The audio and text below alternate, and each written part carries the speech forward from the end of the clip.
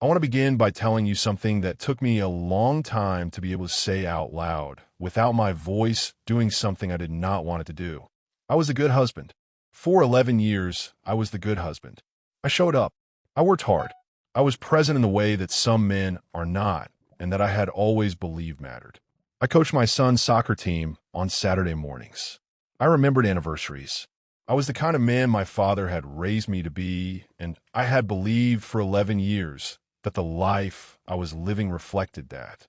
I was wrong, but not in the way you might think. I had been the good husband in a marriage that had been designed, from a very early point, to extract the maximum value from that quality and discard it when it had served its purpose. My name is not important. You can call me Thomas. I was 43 years old, a senior operations manager at a logistics company, and I had a wife named Victoria who I had believed, until a Friday evening in September, was the person I would grow old with. Let me tell you about Victoria, because the story does not make sense without her. She was 40 years old, a licensed real estate agent, warm and socially precise in the way of someone who has learned how to make every person in a room feel like the most important one. She had built a solid client base over 8 years, earned well, contributed meaningfully to our household finances, and presented to the world a version of our marriage that I think genuinely believed in, or at least performed believing in, until the point where performance and reality diverged so completely that even she could not maintain the distance between them. We had one son, James, who was 9 years old and who I coached on Saturday mornings, and who called me Dad in the specific way that 9-year-olds do when they have never had a reason to say it with anything other than complete, uncomplicated trust. The Friday evening in September began as a normal Friday evening. I came home from work at 6:30. Victoria was not home, which was not unusual. She had client showings that ran late sometimes. James was with my mother for the weekend because Victoria and I had planned a dinner out on Saturday. I made dinner for myself, watched something I cannot now remember, and went to bed. At 11:15, I woke up to a notification on my phone. Not a text, an email from a name I did not recognize. A Gmail address with a combination of letters and numbers that looked like an automatically generated account. The subject line was, "I think you should know what your wife has been doing." I sat up in bed and I opened it.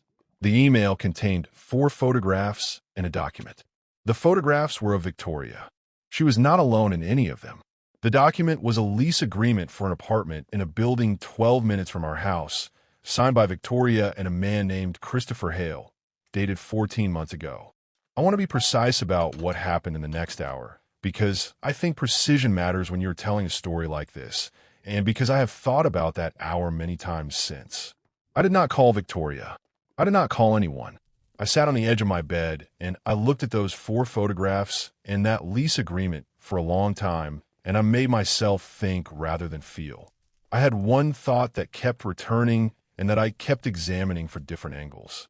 The thought was, the lease is 14 months old, which means this has been happening for at least 14 months, which means every conversation, every dinner, every Saturday morning at soccer practice, every moment I had believed I was living in a real marriage for the past 14 months had been happening inside a structure that was not what I thought it was. 14 months. My son was 8 when this started. I sat with that for a long time. Then I got up, made coffee, sat at the kitchen table, and started writing everything down. I did not confront Victoria that weekend. She came home Saturday morning, and I was in the kitchen, and I said, "Good morning," and asked about the showings, and she told me about them with the fluency of someone who had been living 2 lives long enough that transitioning between them required no visible effort. We had dinner that Saturday evening as planned. I watched her across the table, and I tried to find the seam, the place where the performance showed its edge. I cannot find it.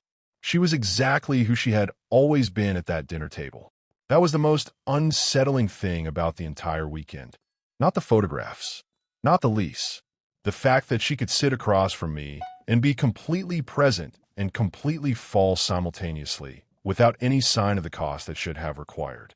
I excused myself to use the bathroom at one point and stood at the sink for 2 minutes and reminded myself, slow, documented, complete. Then I went back to the table. Monday morning, I called my brother David, who was a family law attorney in a city 2 hours away. I told him everything on the phone in 11 minutes. He asked 4 questions. Then he said, "Thomas, before you do anything else, I need you to understand the financial picture of your marriage completely. Not approximately, completely. Do you have access to all the financial accounts?" I said, "I believe so." He said, "I want you to spend this week pulling every statement, every account, every asset document you can access. Joint accounts, her individual accounts, if you have visibility, the mortgage, the investment accounts, everything. Do not tip your hand. Do not change any access or move any money. Just document what exists. Can you do that?" I said, "Yes." He said, "And Thomas, do not confront her before we have spoken again." I said, "I know." He said, "I know you know. I'm saying it anyway." I said, "I understand."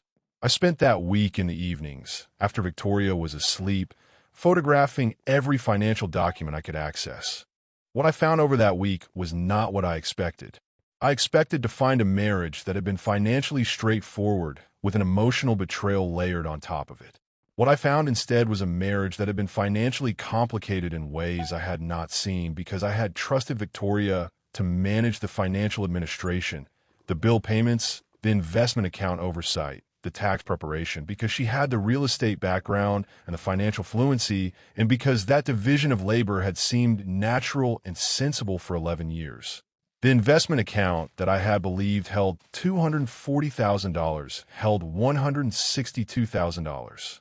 There were withdrawals across the past 19 months totaling $78,000. The withdrawals have been made in amounts that range from $2,000 to $8,000, irregular enough in timing and size to avoid any automatic alert threshold. They have been transferred to an account I did not recognize. I called David on the Friday evening of that week. I told him what I had found. He was quiet for a moment. Then he said, "The withdrawals changed the nature of this significantly. This is no longer just a divorce case. This is potentially marital asset dissipation, and depending on where that money went and how it was used, potentially financial fraud. I need you to come here this weekend. Bring everything you have printed and photographed. I need to look at all of it in person." I drove to David's house that Saturday. We spent 6 hours at his dining room table. At the end of those 6 hours, David said, "You need a forensic accountant and a divorce attorney who is not me, because I am your brother, and that is a conflict. I have 2 names for you. Call them Monday morning, both of them, first calls of the day." I said, "What about the man in the photographs?" He said, "We will get there. Document first, everything else second. The man is a symptom. The money is the case." The forensic accountant was a woman named Sandra Okafor. The divorce attorney was a woman named Patricia Shun. I called both of them Monday morning. Sandra came on board within 48 hours and spent 11 days building a complete financial picture of the marriage. Patricia took my call, asked 8 questions in 6 minutes, and said, "Come in Wednesday." I went in Wednesday. She read Sandra's preliminary findings and said, "The $78,000 in investment account withdrawals is one thread. I want Sandra to pull every financial account associated with this marriage going back 5 years. Every account, including any account associated with her real estate practice." I said, "Her practice has a business account that I have never had direct access to." Patricia said, "We will get access through discovery if we need to. But first let us see what Sandra can establish from what is already available to you." Sandra spent another 8 days. Her final report was 59 pages. Sandra's report found 4 things that I want to walk you through because each of them mattered. First, the $78,000 from the investment account had been transferred in stages to a personal savings account in Victoria's name only at a bank different from any institution we use jointly. That account currently held $61,000, the remainder having been spent. Second, there were 11 cash withdrawals from our joint checking account over 22 months totaling $19,000 that had no corresponding documented household expense. Third, Victoria's real estate practice business account showed a pattern of commission income that had been partially redirected. 3 transactions across 14 months where commission payments that should have cleared into the business account had instead been split, with portions routed to the personal savings account. The total redirected was $22,000. Fourth, and most significantly, Sandra had found that the apartment lease signed by Victoria and Christopher Hale had a monthly payment of $2,200. 14 months of payment from somewhere had funded that apartment. The source was the personal savings account. Victoria had been funding a second household for 14 months using money she had taken from ours. I read Sandra's report on a Thursday evening at Patricia's office. Patricia gave me time to read it fully before she said anything. When I looked up, she said, "Your total documented loss from marital asset dissipation is $119,000 across 3 identified channels. That is the civil number. The divorce proceedings will seek full recovery of that amount, plus equitable distribution of all remaining marital assets. In our state, deliberate dissipation of marital assets for the purpose of funding a separate relationship is treated as waste and is factored into distribution in your favor." She hid money. She used it to fund another life. The law in this state is clear about what that means for her position. I said, "What about James?" She said, "Custody is a separate track, and we will handle it carefully and completely. Your son's situation will be protected." I said, "That is the only thing I care about more than the money." She said, "I know. It shows in everything you have told me. That will matter." Patricia filed the divorce petition on a Tuesday morning 4 weeks after our first meeting. I had moved out of the house the previous Friday. Not because I wanted to leave, but because Patricia had advised that establishing a separate residence before the filing simplified certain procedural elements, and because, practically, I could not continue living in that house with Victoria while the proceedings were active. I had told James the night before I moved that his parents were going to be living separately for a while, and that nothing about how much I loved him or how present I would be in his life was going to change. He asked if it was his fault. I said no with more certainty and more steadiness than I had said almost anything in my adult life. He nodded and asked if he could still come to soccer practice on Saturday. I said yes. He said okay. We watched television for an hour, and I held it together until I was in my car, and then I did not hold it together for about 15 minutes, and then I drove to my new apartment. Victoria retained a divorce attorney within 4 days of being served. Her attorney's opening position was structured around an equal split of all marital assets and a shared custody arrangement that was, Patricia noted, reasonably constructed but entirely ignorant of what Sandra's report contained.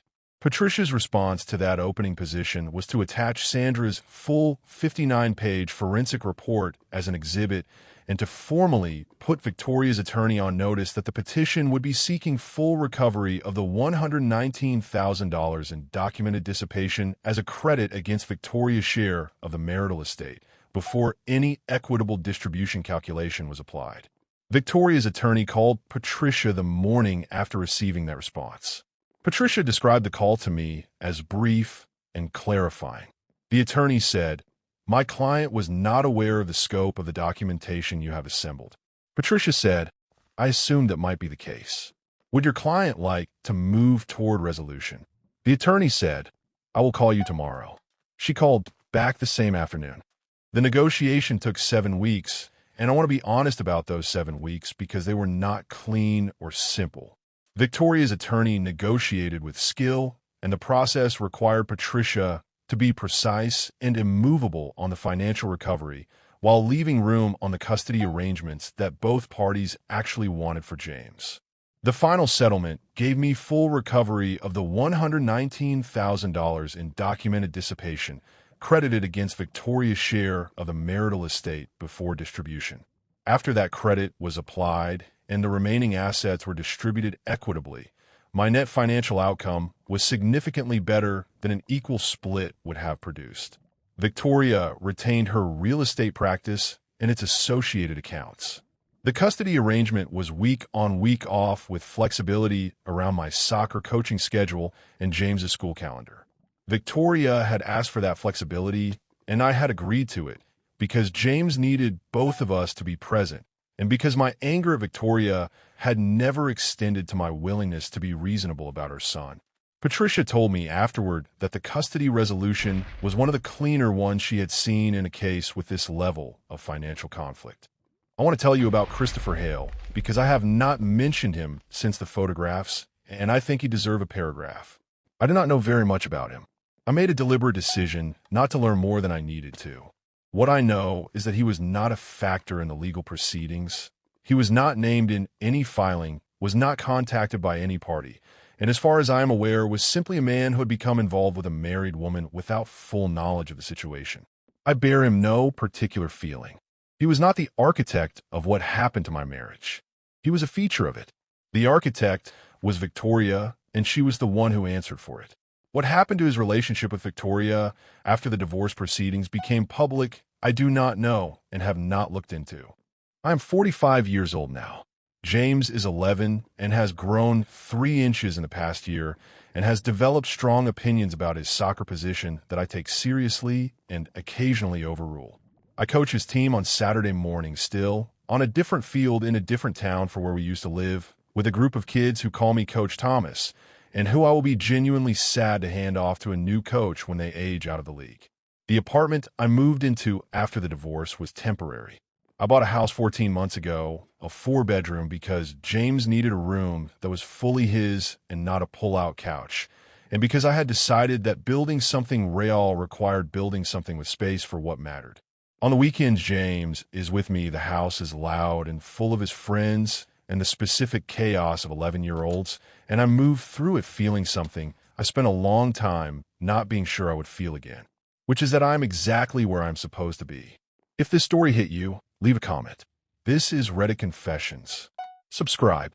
New story every single week.